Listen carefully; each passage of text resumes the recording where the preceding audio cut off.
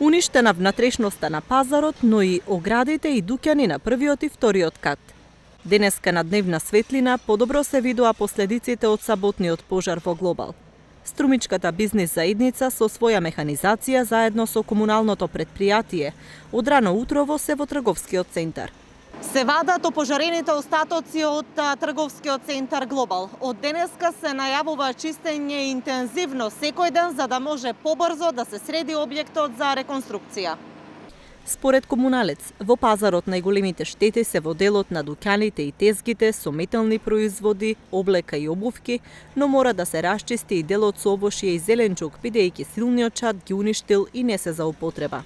На вторник или среда ќе биде расчистен опожарениот дел, а досега имаме некаде околу 140 метри кубни отпад.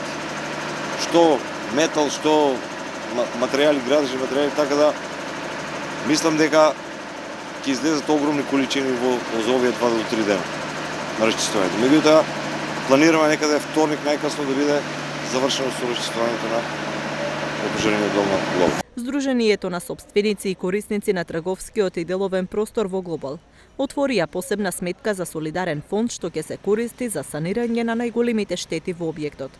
Посебни комисии ќе вршат увид и на индивидуалните штети на сопствениците, пошто ќе се разгледува можноста за обештетување.